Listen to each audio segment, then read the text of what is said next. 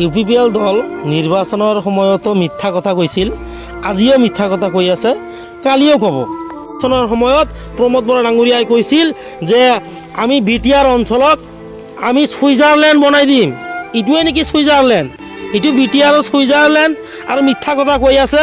এওঁলোকৰ মিথ্যা কথা কোৱাতে যাব, মিথ্যা ছাড়া এওঁলোকৰ সত্য কথা ক'ব নোৱাৰিব। ৰাইজে এওঁলোকক উচিত শিক্ষা দিব, নিৰ্বাচনৰ সময়ত উচিত শিক্ষা দিব। তেওঁলোকে দুইজনী MCLA জিকাব নোৱাৰিব। এজাক বৰষুণ দিলে আমাৰ ৰাস্তাত খাল, এনেকুৱা খাল আছে আমি জাল মাৰিব পাৰোঁ।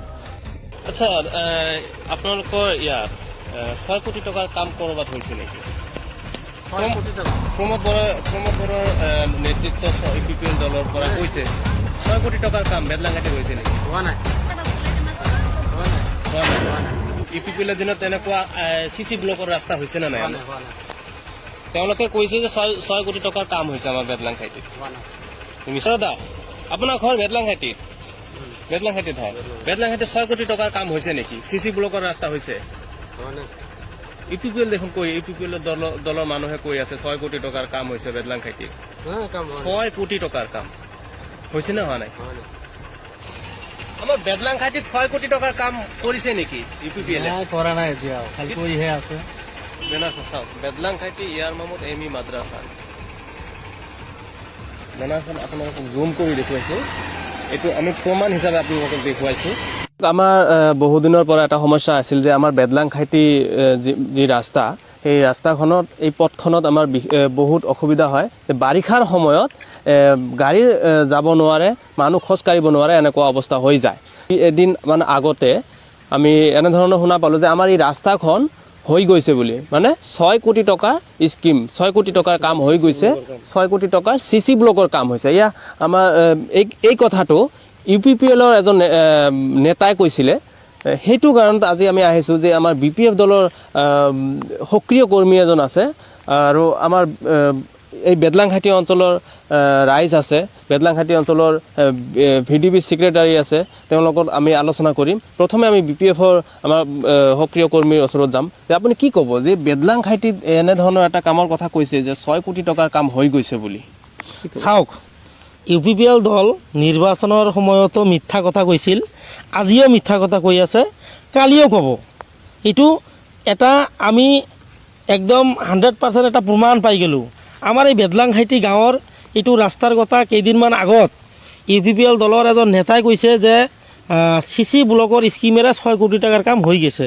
এইটো নেকি 6 কোটি টকাৰ কাম? এই বেদলাংঘাটি গাঁৱৰ এইটোৱে মেইন ৰাস্তা। ক'ত হৈছে আপোনালোকে দেখুৱাই দিয়ক, ক'ত হৈছে 6 কোটি টকাৰ কাম? যিটো কৈছে যে CC ব্লকৰ কাম হৈ গৈছে 6 কোটি টকাৰ কাম, ইউপিপিএল দলৰ নেতাই এনেকুৱা ধৰণৰ মিথ্যা কথা ক'ব নালাগে। আমি যি সমস্যাত আছোঁ, এইটো ৰাস্তা আজি এই 3-4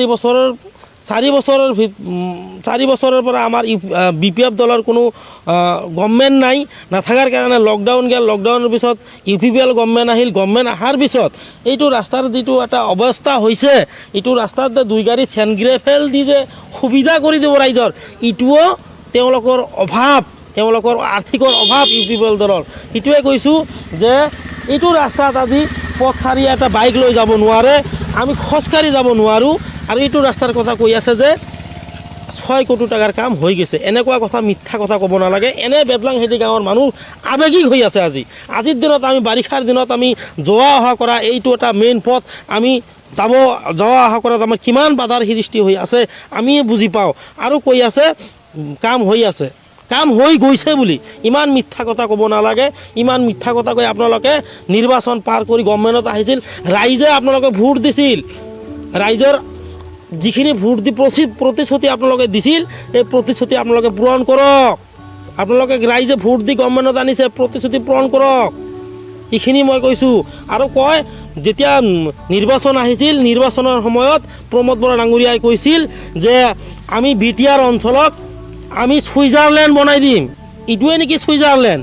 এইটো বিটিআৰৰ ছুইজাৰলেণ্ড। আৰু মিথ্যা কথা কৈ আছে। এওঁলোকৰ মিথ্যা কথা কোৱাতে যাব, মিথ্যা ছাড়া এওঁলোকৰ সত্য কথা ক'ব নোৱাৰিব। এওঁলোকে যে কৈছে কামটো কৰিছে, এনেকুৱা ধৰণৰ মানে সব জেগাতে এনেকুৱা ধৰণেৰে আমি শুনি আছোঁ, এনেকুৱা ধৰণৰ শুনি আছোঁ। আমাৰ স্থানীয় যি MCLA BTRৰ EM ধনঞ্জয় বসুমতাৰী তেওঁক কি ক'ব আপুনি এই ক্ষেত্ৰত? আমি EM ডাঙৰীয়াক BPF দলৰ আমি জিকাইছিলোঁ তেওঁ MCLA আমি বনাইছোঁ। এতিয়া BTRত BTC গভৰ্ণমেণ্টত এতিয়া EM হৈছে, আমাৰ MCLA আছিল, এতিয়া EPPLত যাই তেওঁ EM হৈছে। তেওঁলোকক আমি কৈছিলোঁ যে আমি আপোনাক ভোট দি জিকাইছিলোঁ, কমচে কম এই ৰাস্তাটোৰ অলপ হ'লেও 6-7 দিয়া মানে ডাম্পাৰ চেন গ্ৰেভেল বনাই দি অলপ ৰাইজৰ অহা যোৱাৰ সুবিধাটো কৰি দিয়ক। এইখিনিও আজিলৈকে দিয়া নাই। আৰু কিয় ইমান মিঠা কথা কৈ আছে এওঁলোকে যে EM ডাঙৰীয়াই বোলে 6 কোটি টকাৰ কাম দিছে, 6 কোটিৰ কাম দি বোলে ৰাস্তা একদম এনেকুৱা পিলপিলা হৈছে, মানে হেলিকপ্টাৰ এইটোতে হেলিকপ্টাৰে যাব পাৰিব। আপোনালোকে কি ধাৰণা হয় UPPL আমাৰ ৰাইজৰ উন্নয়ন কৰিব পাৰিব? নাই নোৱাৰে। এওঁলোকে 3 বছৰ গ'ল, পাৰা নাই আৰু নোৱাৰে, এইটো একদম চিৰসত্য কথা। আৰু আগন্তুক নিৰ্বাচনত UPPL কেনেধৰণৰ অৱস্থা হ'ব? আগন্তুক দিনত UPPLৰ অৱস্থা এনেকুৱা শোচনীয় হ'ব, ৰাইজক যি ধৰণে মিথ্যা কথা কৈ এওঁলোকে ভোট লৈ আজিৰ দিনত যি লগত ৰাইজৰ প্ৰবঞ্চনা কৰি আছে ৰাইজে এওঁলোকক উচিত শিক্ষা দিব। নিৰ্বাচনৰ সময়ত উচিত শিক্ষা দিব। তেওঁলোকে 2জন MCLA জিকাব নোৱাৰিব। 12 জন জিকাইছিল না, 10 জনতো দূৰৰ কথা, এইবাৰ 2 জনো জিকাব নোৱাৰিব। মই BPF দলৰ পৰা তেওঁলোকক হুংকাৰ দিছোঁ, ৰাইজে এইবাৰ BPF দলক আঁকোৱালি ল'ব। কাৰণ BPF দলে 17 বছৰত যিখিনি কাম কৰিছে, যথেষ্ট কাম কৰিছে। UPPLে প্ৰমোদ বৰা বাবুৱে যিখিনি কথা কৈছিল, এইটো একদম 100% মিথ্যা কথা কৈছিল। ইয়াত আমাৰ লগত উপস্থিত আছে আমাৰ বেদলাং খাইটি অঞ্চলৰ এজন সচেতন নাগৰিক। কাৰণ আমাৰ বেদলাং খাইটি অঞ্চলৰ যিমানবোৰ ডিফেন্সৰ কাম, ৰক্ষণাবেক্ষণ দিয়া, তেওঁ যি গাঁওৰক্ষী বাহিনীৰ সম্পাদক মহোদয়, তেওঁক সুধিব বিচাৰিম যে আপোনালোকৰ বেদলাং খাইটি অঞ্চলৰ সমস্যাবোৰ কেনেধৰণৰ হৈ আছে বৰ্তমান? আমাৰ বেদলাং খাইটি বৰ্তমান ৰাস্তা ক'ব লাগিলে ৰাস্তা ঘাটত বিৰাট দুৰৱস্থা আমি পাই আছোঁ। তাৰমানে চাওক, এজাক বৰষুণ দিলে আমাৰ ৰাস্তাত এনেকুৱা খাল আছে, আমি জাল মাৰিব পাৰোঁ, এনেকুৱা হৈছে। মানুহৰ অহা যোৱা বিৰাট কষ্ট হৈছে। স্কুলৰ ল'ৰা ছোৱালীবিলাকে চাইকেল লৈ যায়, কেতিয়াবা বোকাত পৰি যায়, এক্সিডেণ্ট হৈ যায়। মানে এনেকুৱা বিৰাট অসুবিধা পাই আছোঁ। আৰু তেওঁলোকে কৈ আছে বোলে 6 কোটি টকাৰ কাম, CC ব্লকৰ কাম হৈ গৈছে। কিন্তু আমিতো CC ব্লক নহয়, এক গাড়ী চেন গ্ৰেভেলো এতিয়ালৈকে আমাৰ এই বেদলাংখাইটি ৰাস্তাত এইটো পৰা নাই। আপোনাৰ এইবাৰ অহা 25 বা অহা 24 চনত যি নিৰ্বাচন হ'ব, আপোনাৰ বেদলাংখাইটি অঞ্চলৰ ৰাইজ, আপুনি যিহেতু ৰাইজৰ লগত থাকে, ৰাজহুৱা কাম কৰি থাকে, কেনেধৰণৰ ব্যৱস্থা হাতত ল'ব? আমি চাওক, এতিয়া আমি চিন্তা কৰিম যে আগন্তুক চৰকাৰে কি কাম কৰিছিলে আৰু এইবাৰ চৰকাৰে কি কাম কৰি আছে, সেইটো আমি বিবেচনা কৰিম। যে UPPL চৰকাৰে আমাৰ একো কামেই কৰা নাই, গতিকে আমি UPPL চৰকাৰক কিয় ভোট দিব যাম? আমি আগৰ যি চৰকাৰ BPF চৰকাৰকে আঁকোৱালি ল'ম। তেওঁলোকে কৈছে যে UPPLৰ দ্বাৰা কোনো ধৰণৰ উন্নয়ন সম্ভৱ নহয়, যিহেতু BPFৰ দিনত BPF যি এই জংঘল এৰিয়াখন, আমাৰ যে একেবাৰে এইবোৰ জংঘল আছিল, যেতিয়া মানুহ ৰাস্তাইদি খোজকাঢ়িব নোৱাৰিছিল, তেতিয়াৰ দিনত BPF আহি আজি BPF এনেধৰণৰ ৰাস্তা মুকলি কৰি দিছে।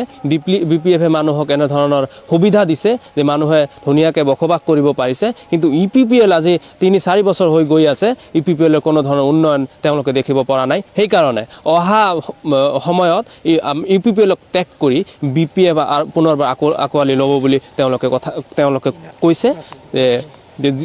তেওঁলোকে এই কথা কৈছে আৰু তেওঁলোকক ধন্যবাদ জনাইছোঁ আকৌ BPF চৰকাৰ অনাৰ বাবে। কাৰণ BPFৰ যি হাগ্ৰামা মহিলাৰী ডাঙৰীয়া, তেওঁৰ দৰে সক্ৰিয় নেতা আমাৰ BTCত প্ৰয়োজন আছে।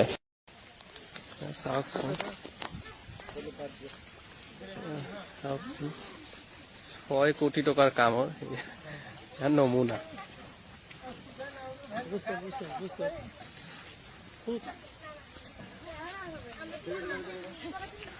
আচ্ছা, ক'ৰ পৰা আহিলে আপুনি?